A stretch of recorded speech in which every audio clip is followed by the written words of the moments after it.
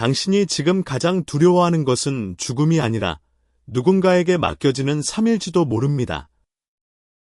새벽 3시에 잠이 깨어 천장을 바라보며 나는 앞으로 어떻게 살아야 하나라고 중얼거린 적이 있다면 오늘 이 이야기는 당신을 위한 것입니다. 창밖은 이미 어둠이 짙게 깔렸고 방 안의 시계 초침 소리만이 유난히 크게 들리는 시간이네요. 마치 우리가 외면하고 싶어하는 시간의 흐름을 억지로 일깨워주는 것만 같습니다. 몸은 예전 같지 않고 스마트폰의 알림 소리는 갈수록 뜸해지며 긴 밤을 마주할 때마다 가슴 한구석에서 스멀스멀 피어오르는 그 차가운 질문이 있습니다. 이제 나는 누구에게 의지하며 살아야 하나? 이 질문을 마주하는 순간 우리는 어쩌면 살아남지 못할 수도 있습니다. 육체적인 생존이 아니라 평생을 쌓아온 인간으로서의 존엄과 자아라는 소중한 가치들이 말이죠. 노후라는 단어를 떠올릴 때 우리 머릿속에 스치는 장면은 그리 유쾌하지 않습니다. 아니, 정확히 말하면 공포에 가깝죠. 그 공포는 대단한 질병이나 갑작스러운 파산에서 오는 것이 아닙니다. 오히려 아주 사소한 순간들에서 시작됩니다. 예전에는 가볍게 열던 잼 뚜껑이 갑자기 바위처럼 단단하게 느껴질 때가 있습니다. 분명히 어딘가에 둔 안경을 찾지 못해 거실을 몇 바퀴째 돌고 있는 자신을 발견할 때가 있습니다. 그때 우리는 깨닫습니다. 아, 나도 이제는 누군가에게 돌봄을 받아야 하는 존재가 되어가는구나 하고요.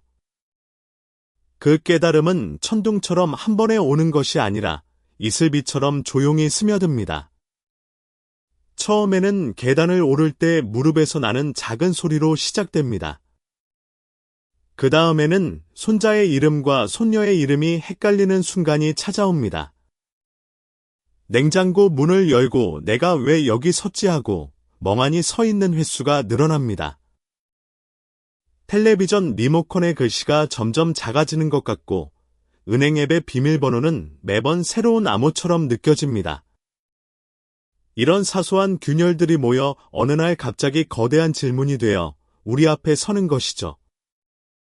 우리 뇌의 편도체라는 영역은 생존 위협이 된다고 판단되는 정보를 처리할 때 논리보다 본능에 의지합니다. 그래서 노후라는 미지의 영역을 맞닥뜨렸을 때 우리는 맹수 앞에 원시인처럼 움츠러듭니다. 사회가 정해준 가장 안전해 보이는 선택지로 숨어버리곤 하죠. 자식에게 기대거나 아니면 시설에 가거나. 이 두 가지 선택지가 마치 인류가 수천 년간 풀어온 정답인 양 우리를 가두고 있습니다. 여기서 인지적 폐쇄라는 심리학 개념을 언급하지 않을 수 없습니다. 인간은 모호한 상황을 견디지 못하고 성급하게 결론을 내리려는 경향이 있습니다. 노후 대책에 있어서 이 현상은 거의 치명적입니다. 자녀 아니면 재가 서비스 아니면 요양시설. 이 세 갈래 길 외에는 절벽뿐이라고 믿어버리는 순간이 위험합니다. 우리는 스스로를 주체가 아닌 대상으로 전락시키게 됩니다. 마치 유통기한이 임박해 할인 매대에 올라온 통조림처럼 말이죠. 누군가 우리를 집어들어 안전한 선반에 놓아주기만을 기다리게 되는 것입니다. 하지만 잠시 생각해 봅시다. 통조림은 스스로 선반을 고를 수 없지만 우리는 다릅니다. 우리에게는 두 발이 있고 아직 작동하는 뇌가 있으며 수십 년간 세상의 풍파를 버텨낸 정신력이 있습니다. 그 자산을 왜 스스로 포기하려 하는 것일까요? 가장 따뜻해 보이기에 가장 아픈 선택부터 이야기해 보겠습니다. 바로 자녀와 함께 사는 삶입니다. 우리는 흔히 피는 물보다 진하다고 말하죠. 그 끈적한 혈연의 유대는 우리가 벼랑 끝에 섰을 때 내밀어줄 유일한 손길처럼 느껴집니다. 그래도 내 자식인데 설마 나를 모른 척하겠어라는 기대가 있습니다. 이 기대는 한국인의 유전자 깊숙이 각인된 후 사상과 결합해 강력한 환상을 만들어냅니다. 하지만 솔직히 말씀드리겠습니다. 자녀가 여러분의 노후를 온전히 책임질 것이라는 믿음은 도박에 가깝습니다. 이 말이 가혹하게 들릴 수 있다는 것을 압니다. 하지만 현실을 직시해야 미래를 설계할 수 있습니다. 요즘 세상에 자기 몸 하나 건사하기도 힘든 자녀들이 대부분입니다. 그들에게 부모라는 거대한 책임을 짊어지게 하는 것이 과연 사랑일까요? 아니면 보이지 않는 무게일까요? 이 질문 앞에서 많은 분이 움찔하실 겁니다. 하지만 이것은 자녀를 탓하는 이야기가 아닙니다. 시대가 변했다는 사실을 인정하자는 이야기입니다. 제가 수많은 현장에서 어르신들의 깊은 속내를 들여다보며 발견한 장면이 하나 있습니다. 처음 자녀의 집으로 이삿짐을 옮길 때 부모와 자식은 서로를 향해 가장 환한 미소를 짓습니다. 부모는 이제야 고생 끝에 낙이 오는구나라고 생각합니다. 자녀는 이제야 불효자의 짐을 좀 더는구나라며 안도합니다. 하지만 이 평화는 그리 오래가지 않습니다.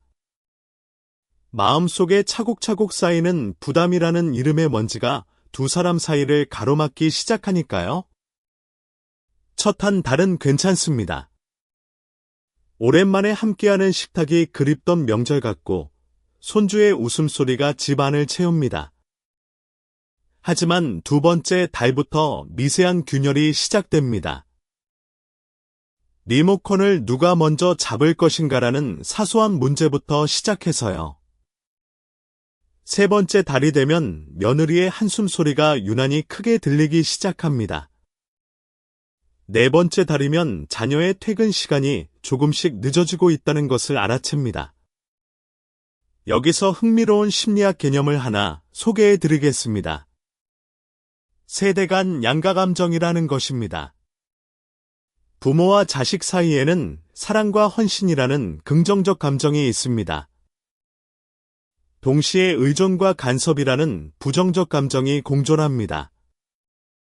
이 양가 감정은 같은 지붕 아래 살 때 폭탄처럼 터져 나옵니다. 부모는 내가 평생 어떻게 키웠는데 이 정도 기대도 못하나라는 서운함이 생깁니다. 자녀는 나도 내 삶이 있고 내 자식이 있는데 언제까지라는 피로에 젖어듭니다. 이것은 어느 한쪽의 잘못이 아닙니다. 구조적으로 발생할 수밖에 없는 감정의 충돌입니다. 젊은 세대와 노년 세대는 하루를 살아내는 리듬 자체가 다릅니다. 부모님은 새벽 5시면 눈이 번쩍 떠져 거실을 서성이십니다. 전날 야근에 시달린 자녀는 아침 8시가 넘도록 이불 속에 있습니다. 이 보이지 않는 리듬의 차이는 TV 볼륨 조절부터 저녁 메뉴 선정까지 마찰을 일으킵니다. 인간은 나이가 들수록 고주파 소리를 잘 듣지 못하게 됩니다. 반면 아주 사소한 생활 소음에는 오히려 민감해진다고 합니다. 냉장고 문 여는 소리 하나에도 부모의 신경은 곤두섭니다. 혹시 내가 너무 늦게까지 불을 켜놨나 하는 걱정이 밀려옵니다. 자녀 집에 얹혀 살게 되면 냉장고 문을 여는 손길조차 조심스러워집니다. 내 돈으로 산 우유인데도 눈치를 보게 됩니다. 화장실에 가는 것조차 시간을 재게 되고 거실에 앉아있는 것조차 미안해집니다. 이것은 늙는 것이 아니라 작아지는 것입니다. 우리는 왜 스스로를 작게 만들고 있을까요? 자녀들 또한 차가워진 것이 아닙니다. 그들은 우리와 다른 시대를 살고 있을 뿐입니다. 그들에게 집은 전쟁 같은 일터에서 돌아와 유일하게 무장을 해제하는 공간입니다. 그 공간에 부모님이라는 또 다른 도덕적 긴장감이 상주하게 되면 어떻게 될까요? 집은 더 이상 안식처가 되지 못합니다. 서로를 사랑하기 때문에 시작한 동거가 역설적으로 서로를 밀어내는 원인이 됩니다. 부모님이 보낸 안부 메시지에 자녀가 익십이라도 하는 날에는 온종일 가슴이 철렁합니다. 그러다 보니 부모는 점점 입을 닫게 됩니다. 부탁은 망설여지고 고맙다는 말은 입안에서 맴돌다 사라집니다. 집안의 배경처럼 소리 없이 존재하는 사람이 되어가는 기분. 그것이 자녀와 함께 사는 삶이 주는 가장 날카로운 통증입니다. 여러분은 중세 유럽에서 노인들을 어떻게 대했는지 아시나요? 놀랍게도 당시에는 은퇴라는 개념 자체가 희박했습니다. 죽기 직전까지 자신이 하던 일을 조금씩이라도 계속하며 공동체의 일원으로 남았죠. 물론 지금은 시대가 다릅니다. 하지만 쓸모에 대한 강박이 우리를 시설이나 자녀의 뒤편으로 밀어놓고 있다는 점은 같습니다. 고대 철학자 소크라테스는 지혜로운 자는 거리를 둘 줄 안다고 했습니다. 저는 이를 가까워지지 않을 용기라고 부르고 싶습니다. 거리를 둔다는 것은 냉정함이 아닙니다. 오히려 적당한 거리가 부모와 자식 사이의 존중이라는 숨쉴 공간을 만들어줍니다. 기타 줄이 너무 팽팽하면 끊어지고 너무 느슨하면 소리가 나지 않습니다. 부모와 자식 관계도 적절한 긴장이 유지될 때 가장 아름다운 화음을 냅니다. 몸이 약해졌다고 해서 삶에 대한 결정권까지 자녀에게 넘겨줄 필요는 없습니다. 자녀 곁에 있다는 이유만으로 평생 갖고 온 취향과 습관을 포기하지 마세요. 누군가의 보호 대상이 되는 순간 우리는 노화하는 것이 아니라 퇴화하는 것입니다. 자녀와 떨어져 사는 것이 불효라는 프레임에서 이제는 벗어나야 합니다. 건강한 거리감이 서로의 안부를 묻는 목소리를 더 부드럽게 만듭니다. 가끔 만나는 식사 시간을 진심으로 행복하게 만듭니다.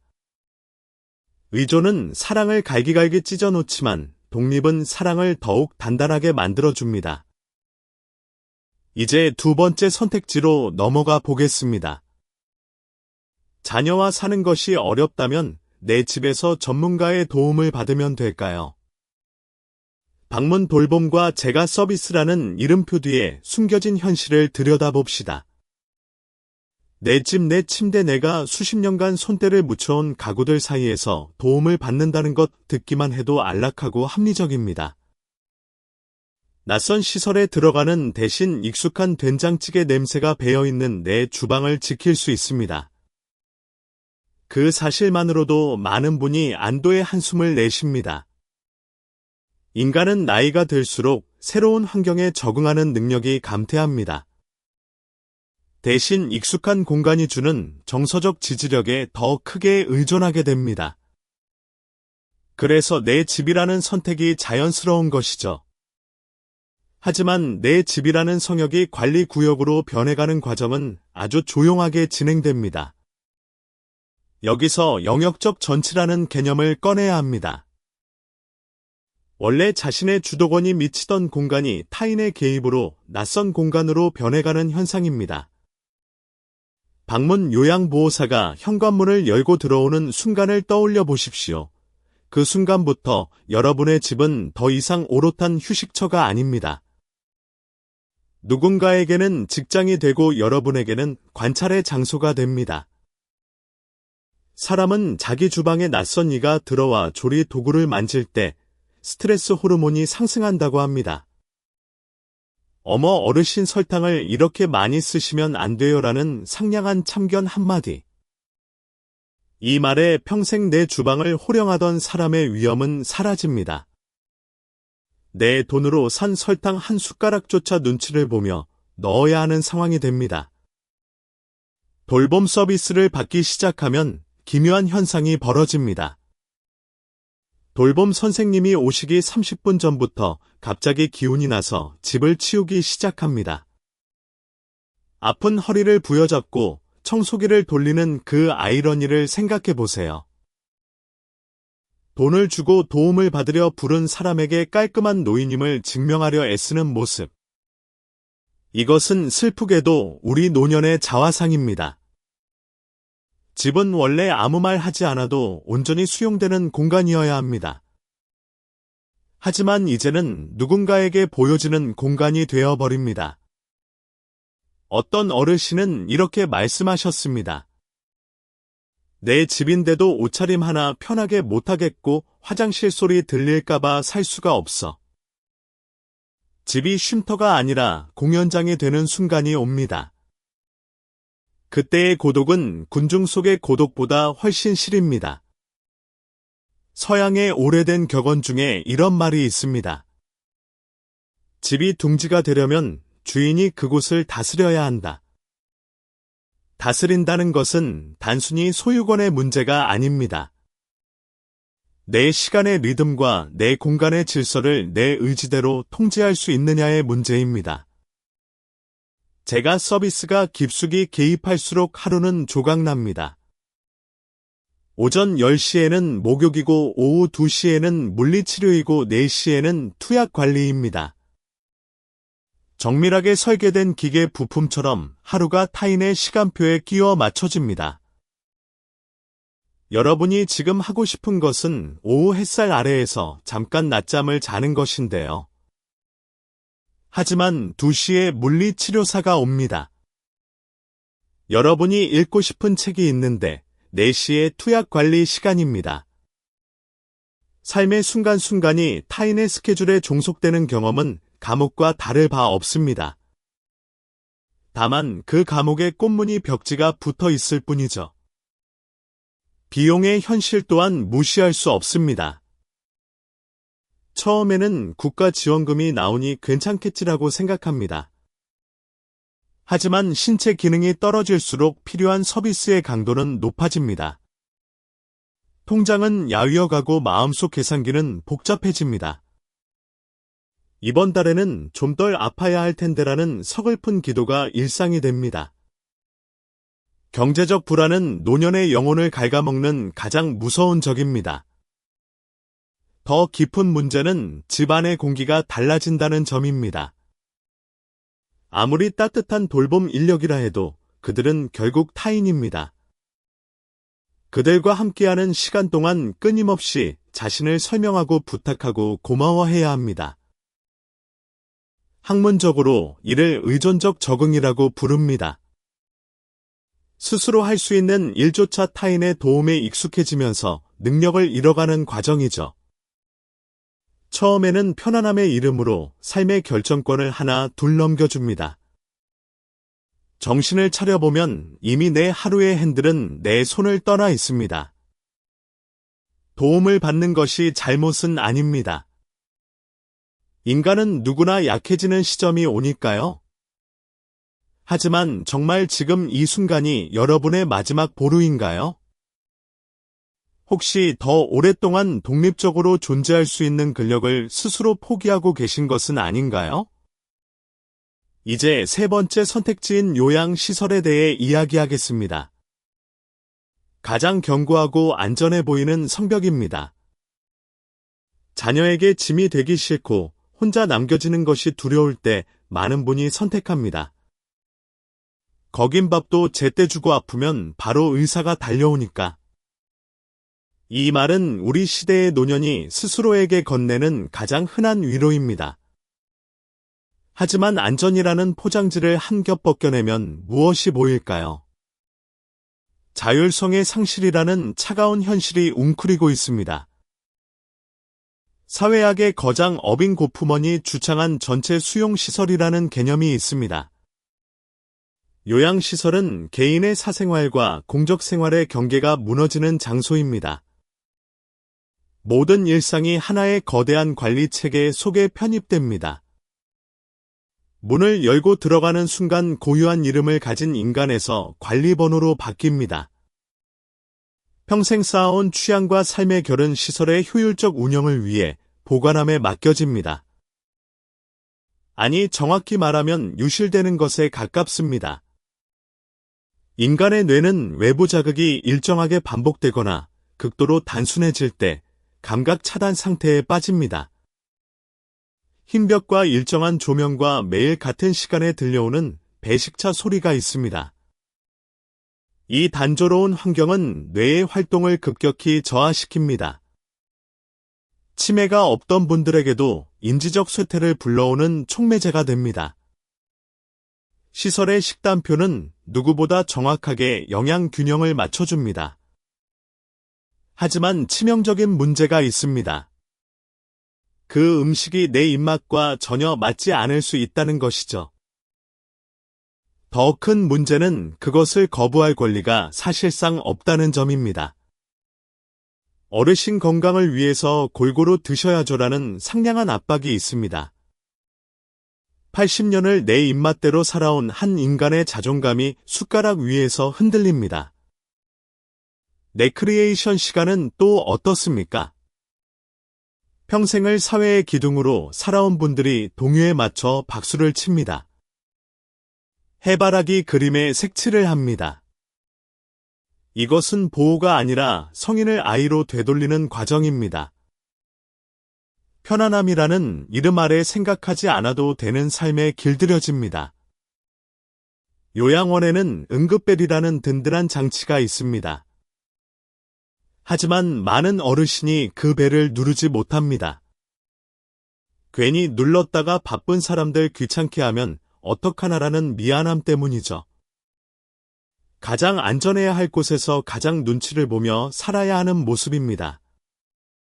항구의 정박한 배는 안전하지만 그것은 배의 본분이 아닙니다. 인생이라는 배도 마찬가지입니다. 조금은 흔들리고 파도가 들이치더라도 내 손으로 키를 잡고 항해할 때 살아있음을 느낍니다. 요양시설은 파도를 막아주는 방파제일지는 모릅니다. 하지만 여러분을 영원히 정박하게 만들 수 있습니다. 삶이 시간표대로 흘러가기 시작할 때 어제와 오늘이 구별되지 않게 됩니다. 우리 마음의 근육은 급격히 퇴화합니다. 사생활이라는 단어는 그곳의 사전에 존재하지 않습니다. 기상시간과 식사시간과 목욕 순서까지 모든 것이 정해져 있습니다. 어르신 이제 씻으실 시간이에요라는 말은 배려처럼 들립니다. 하지만 사실은 명령입니다. 내가 지금 씻고 싶은지 아닌지는 중요하지 않습니다. 시스템의 시계가 돌아가고 있으니까요. 학습된 무기력이라는 개념이 있습니다. 내 노력이 상황을 바꿀 수 없다는 것을 반복적으로 경험하는 것입니다. 결국 스스로 선택하기를 포기하고 순응해버리는 상태가 됩니다. 시설 생활이 길어질수록 어르신들의 눈빛이 흐려지는 이유가 있습니다. 스스로 결정할 거리가 사라졌기 때문입니다. 오늘 무슨 옷을 입을지 산책을 나갈지 말지. 이런 아주 사소한 선택들이 모여 나라는 존재를 만듭니다. 그 퍼즐 조각들을 모두 빼앗기면 자아는 흐릿해집니다. 물론 신체적 기능이 완전히 소실되어 전문 의료 없이는 생존이 불가능한 시점은 옵니다. 그때 시설은 고마운 안식처가 됩니다. 하지만 문제는 너무 일찍 너무 쉽게 그곳을 정답으로 받아들인다는 데 있습니다. 자녀에게 미안해서 혹은 혼자가 막막해서 결정을 내립니다. 아직 충분히 스스로 설 수 있음에도 삶의 주도권을 반납하려 합니다. 품격 있는 퇴장은 타인에 의해 준비되는 것이 아닙니다. 내 삶의 마지막 페이지를 장식할 펜은 여전히 내 손에 있어야 합니다. 주도권을 넘기는 일은 가능한 한마지막의 마지막으로 미루셔도 됩니다. 자, 이제 가장 중요한 이야기를 할 시간입니다. 제4의 길에 대해 말씀드리겠습니다. 노후를 무너뜨리는 것은 병도 가난도 아닙니다. 나는 이제 쓸모없고 보호받아야만 하는 존재다라고 스스로를 정의하는 마음입니다. 그 항복의 마음이 삶의 주도권을 내려놓게 만듭니다. 여기서 에이징 인 플레이스라는 개념을 짚어야 합니다. 자신이 오랫동안 살아온 익숙한 환경에서 필요한 서비스를 받으며 독립적으로 살아가는 것입니다. 단순히 집을 지키는 것이 아닙니다. 내가 맺어온 관계와 사회적 역할을 포기하지 않는다는 의지입니다. 이 개념이 성공하기 위해 가장 필요한 자산은 통장 잔고가 아닙니다. 바로 여러분의 품격입니다. 품격이라고 하니 대단한 것을 떠올리실지 모르겠습니다. 하지만 그것은 아주 사소한 일상의 질서에서 시작됩니다. 하버드 대학교의 앨런 랭어 교수가 진행한 유명한 연구가 있습니다. 노인들을 20년 전의 환경 속에서 살게 하고 당시의 역할을 수행하게 했습니다. 단 일주일 만에 시력과 청력이 개선되고 관절의 유연성이 높아졌습니다. 마음이 몸을 지배한다는 놀라운 증거입니다. 스스로를 도움받는 노인으로 규정하는 순간 신체마저 급격히 노화합니다. 반대로 내가 나를 현역으로 대접할 때 우리 몸의 세포들은 다시 생기를 얻습니다. 노후의 품격은 아침에 일어나 이불을 정리하는 손길에서 시작됩니다. 누가 보는 것도 아닌데 대충 살지 못하는 그 자세가 중요합니다. 늘어진 옷차림의 거친 말을 내뱉기 시작하면 그 공기는 주변에 전해집니다. 사람들은 당신을 함께하고 싶은 사람이 아니라 도와줘야 하는 대상으로 보기 시작합니다. 옷차림을 정갈히 하고 등 뒤에 보이지 않는 기둥 하나를 세우세요. 불평 대신 감사의 말을 먼저 꺼내보세요. 이것이 자녀도 시설도 함부로 대할 수 없는 노년의 아우라를 만듭니다. 많은 분이 나이가 들면 쓸모가 없어진다고 걱정합니다. 하지만 젊은 시절의 쓸모가 속도와 효율이었다면 노년의 쓸모는 다릅니다. 깊이와 여유에 있습니다. 아이들의 이야기를 끝까지 들어줄 수 있는 인내심이 있습니다. 동네 이웃의 안부를 먼저 묻는 따뜻함이 있습니다. 삶의 풍파를 겪어낸 사람만이 가질 수 있는 유머가 있습니다. 이런 것들이야말로 메마른 현대 사회를 숨쉬게 하는 가장 귀한 자원입니다. 제가 아는 한 어르신은 몸이 불편해 멀리 가지는 못하십니다. 하지만 매일 정해진 시간에 단지 입구 벤치에 앉아 지나가는 아이들에게 인사를 건네십니다. 그분 덕분에 그 아파트는 아이들이 가장 안전하게 느끼는 공간이 되었습니다. 누가 그분을 쓸모없다 말할 수 있겠습니까? 노년의 가장 큰 권리는 내가 하기 싫은 일을 안 할 수 있다는 것입니다. 젊어서는 먹고 살기 위해 억지로 했던 일들이 많았습니다. 이제는 내가 정말 하고 싶었던 작은 일들을 선택할 수 있는 시간이 온 것입니다. 그 일이 동네 도서관에서 책을 정리하는 것이든 베란다에서 화초를 가꾸는 것이든 상관없습니다. 내가 아직 무언가에 기여하고 있다는 감각이 중요합니다. 그 감각은 어떤 약보다 강력한 생명력의 원천이 됩니다. 이제 공동체적 대안에 대해 생각해 봅시다. 자녀의 집도 차가운 시설도 아닌 제3의 공간입니다. 마음 맞는 친구들이나 비슷한 가치관을 가진 이들이 가까이 모여 삽니다. 각자의 독립된 공간을 지키되 부엌이나 정원을 공유하는 삶입니다. 문을 닫으면 완벽한 나만의 세계가 있습니다. 문을 열면 밥 먹었어라고 물어봐 줄 동료가 있습니다. 이것은 의존이 아니라 연대입니다. 서로가 서로의 요양보호사가 되는 것이 아닙니다. 서로의 삶을 지켜봐주는 증인이 되는 것입니다. 이런 공동체에서는 어제 했던 이야기를 또 하는 친구가 있을 수 있습니다. 하지만 그것도 시설에서 똑같은 천장을 바라보는 것보다는 낫지 않겠습니까? 너 그 얘기 벌써 5번째야 라고 핀잔을 줄 수 있는 친구가 곁에 있다는 것. 그것이 바로 성공한 노후의 증표입니다. 이러한 공동체는 이미 세계 여러 나라에서 실험되고 있습니다. 덴마크의 코아우징은 노인들이 공동 주방과 정원을 공유하며 삽니다. 각자의 사생활은 철저히 보장되면서도 외롭지 않은 구조입니다. 일본에서는 노인들이 빈 상가를 개조해 공동 작업장을 만들기도 합니다. 거기서 목공을 하고 요리를 하고 동네 아이들에게 기술을 가르칩니다. 이 모든 것의 핵심은 동일합니다. 돌봄의 대상이 아니라 삶의 주체로 서는 것입니다. 여러분이 오늘부터 할 수 있는 구체적인 일들이 있습니다. 첫째로 내 하루의 시간표를 직접 만들어 보십시오. 아무리 사소한 것이라도 좋습니다.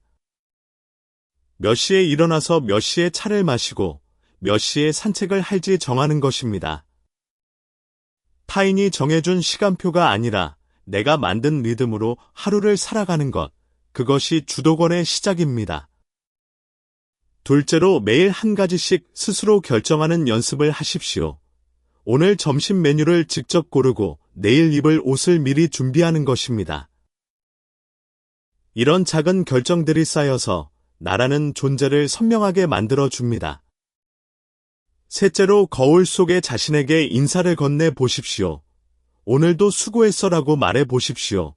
이것이 어색하게 느껴질 수 있습니다. 하지만 자신을 귀하게 대하는 사람만이 타인에게도 귀한 대접을 받을 수 있습니다. 넷째로 몸을 움직이십시오. 거창한 운동이 아니어도 됩니다. 아침에 집 앞을 한 바퀴 걷는 것으로 충분합니다. 걸을 수 있다는 것 자체가 독립의 가장 기본적인 조건이니까요. 그 두 발이 여러분을 시설이 아닌 세상으로 데려다 줄 것입니다. 다섯째로 사람을 만나십시오. 가족이 아닌 사람을 의도적으로 만나는 것이 중요합니다. 동네 경로당이든 문화센터든 종교 모임이든 어디든 좋습니다. 가족 밖의 관계가 풍성해질수록 자녀에 대한 의존은 자연스럽게 줄어듭니다. 그리고 그 관계 속에서 여러분은 누군가의 부모가 아닌 한 명의 독립된 인간으로 존재하게 됩니다. 고대 로마의 철학자 키케로는 이런 말을 남겼습니다. 노년이 비참해지는 데는 4가지 이유가 있다고 했습니다. 하지만 키케로는 한 걸음 더 나아갔습니다. 이 모든 악조건 속에서도 품격을 지키는 자에게 노년은 오히려 지혜의 완성이라고 했죠. 노년은 삶의 마감 시간이 아닙니다. 지금까지 쌓아온 경험이라는 원석을 깎아 보석으로 만드는 완성의 시간입니다. 어디에서 사느냐보다 어떤 마음으로 오늘 하루를 선택하느냐가 중요합니다. 에이, 내 팔자가 그렇지 못되되면 시설 가야지. 이 한마디가 남은 수십 년을 결정짓는 무서운 주문이 된다는 것을 아십시오. 노후는 맡기는 시간이 아닙니다. 평생 타인을 위해 써왔던 에너지를 오롯이 나를 위해 재배치하는 시간입니다. 인생에서 가장 창조적인 시간이 되어야 합니다. 자녀와 거리를 두는 것은 서로의 존엄을 지키기 위한 용기입니다. 시설 입소를 미루는 것은 내 삶의 주권을 행사하겠다는 선언입니다. 의존을 내려놓는 용기 그리고 나 자신을 끝까지 귀하게 대하는 품격. 이것이 여러분이 가질 수 있는 가장 강력한 노후 대책입니다. 여러분의 인생은 여전히 여러분의 것입니다. 그 마지막 장은 그 어떤 장보다 아름답게 쓰여질 권리가 있습니다. 안전이라는 감옥에 갇혀 시간에 실려가는 존재가 되지 마십시오. 여러분의 인생은 누군가의 차트에 기록된 데이터가 아닙니다. 생생하게 살아 움직이는 역사입니다. 오늘부터 작은 것 하나만 직접 선택해 보십시오. 내일 아침에 마실 차의 종류를 고르는 것부터 시작하세요. 집안의 공기를 환기하고 거울 속 자신에게 근사한 인사를 건네보세요. 그 작은 선택들이 모여 노후를 견디는 시간이 아닌 살아내는 시간으로 바꿔줄 것입니다. 이 깊은 밤 여러분의 눈꺼풀이 조금씩 무거워지고 있을 것입니다. 방 안의 공기가 포근하게 느껴지기 시작했기를 바랍니다. 오늘 우리가 함께 나눈 이 긴 이야기가 마음속에 작은 씨앗을 심어 주었으면 합니다. 창밖의 별들은 여전히 그 자리에서 빛나고 있습니다. 어둠은 무서운 것이 아닙니다. 내일의 빛을 준비하기 위한 가장 아늑한 품일 뿐입니다. 당신은 충분히 잘 살아왔고 앞으로의 시간 또한 당신답게 아름다울 것입니다. 오늘 밤 당신의 영혼이 가장 편안한 곳에 머물기를 진심으로 기원합니다. 안녕히 주무세요.